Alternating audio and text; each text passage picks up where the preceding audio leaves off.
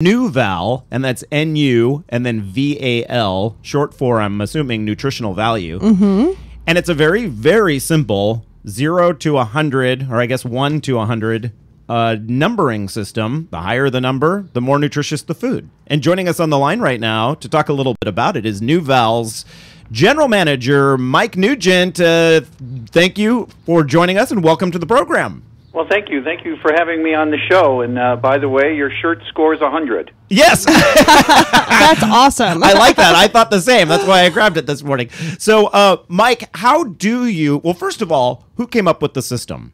David Katz is a researcher, a medical doctor out in Connecticut. He had attended a USDA meeting with Tommy Thompson, and he decided that what the country needed was nutrition for dummies, as he initially called it, and assembled 12 very esteemed people from the American Cancer Society, the American Diabetic Society, and they came up with this algorithm. I've interviewed Tommy Thompson many, many times because I used to be a news anchor in Wisconsin when he was governor. Awesome. Yeah, so I know him well. Well, it seems really simple, and so which aspects drag down a score, and then which ones help elevate it? Well, the drag down the scores are, the traditional 5: saturated fat, trans fat, sodium, and sugar, and cholesterol. We weigh those though, so that trans fat is much more nefarious from a health aspect than say cholesterol. So while those are the 5, there is a rank order to them, and we even distinguish between added sugars and intrinsic sugar. Oh. Intrinsic sugar is part of typically an ingredient. Added sugar is your 5-fructose corn syrup family, and evaporated cane juice or whatever other names they come up with it. On the positive side, again, the same kind of thing. There's a weighting going on because, not getting enough fiber means that you probably overconsume calories, and you only get about 65% of the fiber that you normally need. So we weigh that one quite high. Iron is another nutrient we have, but it's weighed less. It tends to be more female population oriented, and it results, fiber can help you with weight control. Iron helps you with anemia. So there's going to be a difference there in how we view products because of that weighting. So, Mike, it sounds like on the user side, it's quite simplistic, but on the development side, it sounds like it's pretty complex what went into creating the numbering system.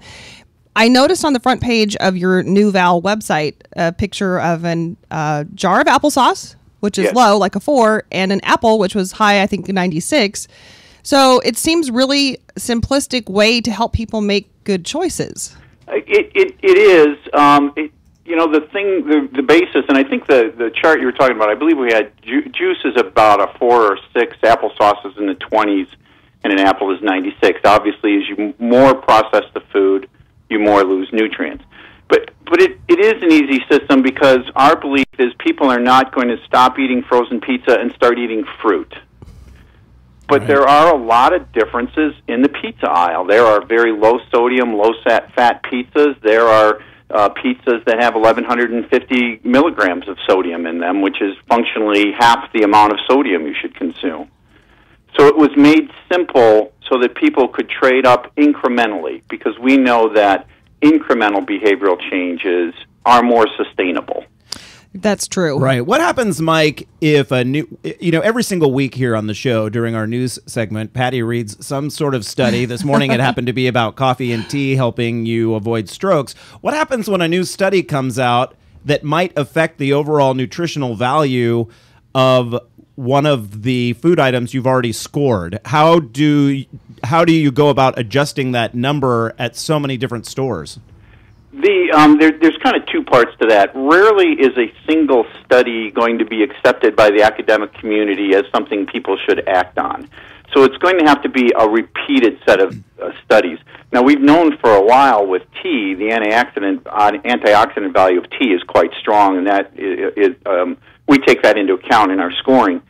But from a tactical standpoint, if you go back in time and you talk about trans fat, it took almost 2 years of study for trans fats to finally become an FDA regulation.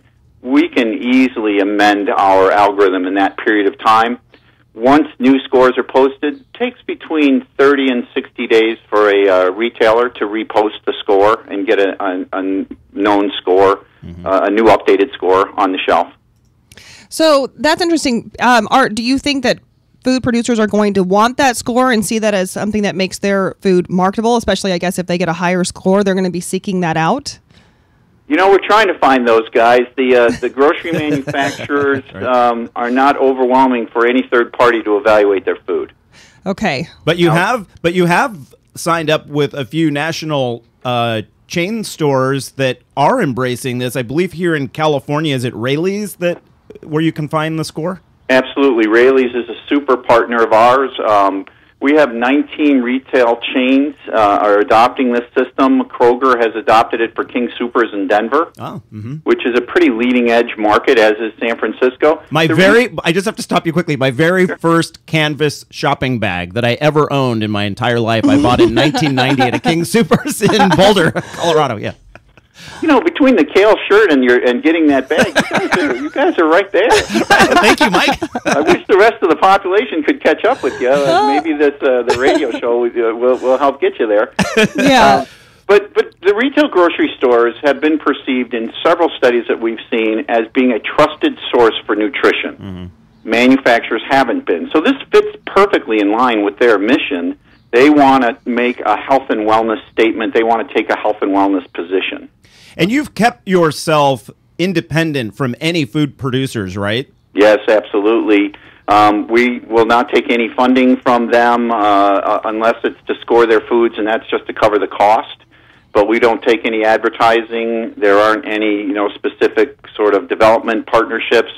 It's unfortunately one of the largest revenue streams in the retail grocery industry, and we've said, you can't run a system and be independent and also be in the pocket of a manufacturer. Yeah, seems like common sense. So again, back to your website, which I think is a really cool place that people should check out. We have it linked, right, Randall? We do. It's very easy, NuVal.com, yeah. So I see there's a page where you can look up the scores, see what you're eating, see what your choices are. So it's all very easy. And I noticed, too, that if you're just getting something like, a sweet potato, that's scoring higher than something that is processed food. So it's very simple, intuitive. It's what we keep hearing. Yeah. The more real the food, the better. Right. Yep. But so here's a question. Sure. What about organics or genetically modified food? Does this factor into those scores? Is that... Well, remember we talked about the studies. There was one study that was done that suggested that the nutrient density of organic foods might be better. Right. But not enough information that we're willing to say that we're going to differentiate between organics and non-organics. There has to be more and repeated studies. More science.